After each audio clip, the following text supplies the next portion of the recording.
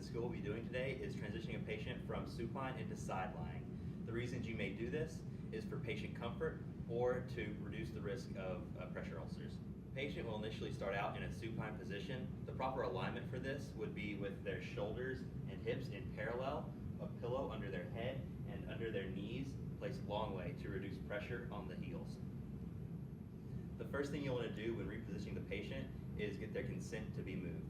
Chris, do you consent to be moved? Yes. All right, now that consent has been obtained, you can move on to the next part. You want to clear the area of any tubes, hoses, or sheets that may get caught on the patient or tangle them up when you're moving them. After that, you'll want to ensure that their clothing will keep them modest and covered when you reposition them. And then after that, you'll also want to see if the patient is able to assist you with the movement. Chris, are you able to assist me with this movement? No. Since the patient is unable to assist with the movement, we will go into a dependent repositioning. As with any skill where you're going to be repositioning or lifting a patient, it's important to remember to use proper body mechanics so that you don't injure yourself in an attempt to help the patient.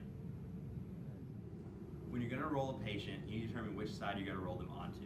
We're going to be rolling Chris onto his left side, so he will need to be scooted toward the right side of the bed. Then you'll want to move their left arm into 45 degrees of abduction and place the left ankle over top of the right ankle. I will grab with my left arm at his forearm and at his hip, and with my right underneath his shoulder. From here, I will pull toward me and roll him over. Ready? On three. 1, 2, 3. And then once you get them into this position, you can flex their hips and knees and bring it up. And then you will place pillows for their comfort. Pillows will go underneath their legs, so you don't have pressure at the knees or ankles, underneath the head, and then if they want to lean more forward, you can place a pillow in front of them, or if they would prefer to lean farther back, you can put a pillow behind them, as such.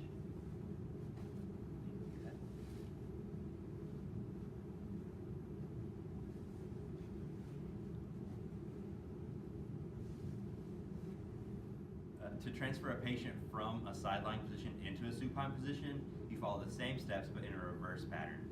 So you would remove any pillows.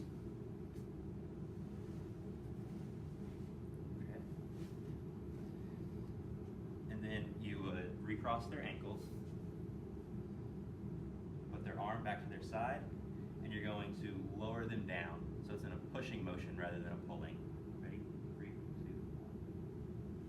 1. And you're going to want to control their descent.